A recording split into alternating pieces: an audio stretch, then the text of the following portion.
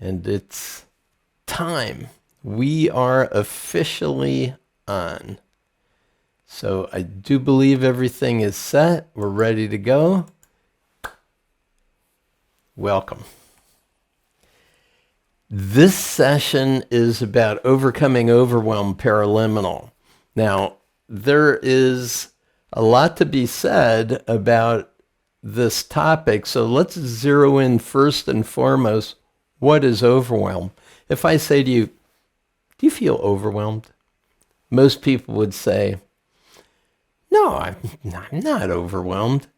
But if I say, are there any areas of your life where you might not be achieving what you desire, where there's piles of papers that you're not getting to, where you've got tasks that are incomplete, where there's projects that you've been wanting to finish that remain unfinished, that when an opportunity presents itself, you might hesitate or procrastinate on it.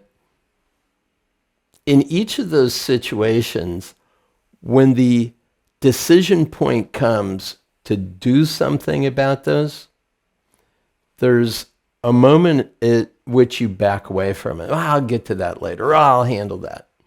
Now, if you have any of those sorts of things, avoidance patterns, addictions, any of that, those are all signs of overwhelm. Now, consciously, you might not have the experience of overwhelm. That's because your neurophysiology, your brain and body are trying to protect you from being overwhelmed. But when you look at any one of those tasks that need to get done, in a tenth of a second, what happens is the brain accesses areas of unresourcefulness, fears about what might occur, the unknown. How long is this going to take? Whatever it might be, time, energy, money. There is this momentary, a split second that we download into our brain body a sense of, this is more than I want to deal with right now. That's a sense of overwhelm. So in each one of these cases, we're not really pausing to consider, wait a minute. I can handle this. I know I can deal with this.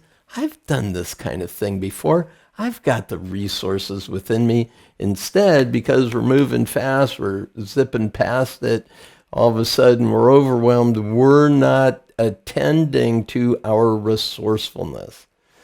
And it's very important to understand that what you have inside of you at every moment in time is this place of deep peace, of deep resourcefulness. The present moment, right here, right now, if you really tune into it, you're okay. And when you tap into that sense of peace, you can also recognize that you have a sense of agency. There are things that you can do. Take care of yourself. And that you have hope for the future. There is a possibility for something that you would like to be able to accomplish and that you can.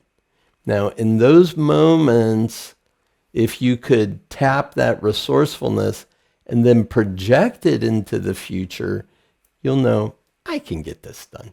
I can handle it right now. It's okay. I'll just handle it.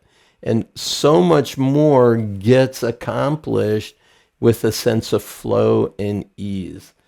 We call it ease and grace. Now, if you study the mind of a child, I have the opportunity to be with grandkids here. And one of the things that often happens is children become afraid of the dark. What is it in the dark that is to be feared? Nature's beautiful, the stars are out, the sounds are amazing. There's nothing to be afraid of. Well, what they're afraid of is what their mind is projecting into the darkness, into the shadows. And they're not seeing monsters in those shadows. If they look, they can't see it, but they can imagine monsters in those shadows. And it's not the dark that they're afraid of, it's their own mind that they're afraid of. Now, for thousands of years, humanity has understood that all suffering is created by the mind. And when we can master what's happening in the mind, we obliterate any sense of suffering. So if a child says, oh, there's a monster there, a monster? Are you sure? Can you absolutely know that there's a monster there? What happens when you believe that there's a monster there? Who would you be without that thought? And then turn that thought around. This is a concept called the work of Byron Katie. It's an inquiry process. Well, in a tenth of a second, we don't get the opportunity to question our mind that way. And so the overcoming overwhelm paraliminal is essentially anchoring you to that amazing sense of resourcefulness that exists within you all the time. In every meditative tradition, there is a concept of meditating in a cave, in the darkness, where you can actually see what's going on in your mind because there's no other stimuli happening. So the metaphor in this particular paraliminal is you're walking along a stream, there's a beautiful waterfall, you walk behind the waterfall and there's a cave. You sit in the cave and feel this sense of peace. And if we could get behind the veil of the illusion, the veil of the water, the veil of the illusory mind, and go to that place of peace within us, that becomes a resource in and of itself. Now, the change work that's happening during this paraliminal is you're going up to a higher perspective, traveling into the future, going beyond the time when your success has occurred, and then coming back to this present moment, recognizing you do have the resources within you to accomplish it. Now, once your brain and mind understand this basic protocol, this is how we overcome overwhelm, this is how we eliminate anxiety, this is how we gain access to resources within us, so that in a tenth of a second, when you're looking at a task or a project that needs to get completed, instead of hesitating, procrastinating, what your brain mind gets in contact with is deep peace and abundant resource. That's having control of your mind. We release ourselves from the suffering that the human mind and imagination can produce. That's why I say your imagination can be a healer or a slayer.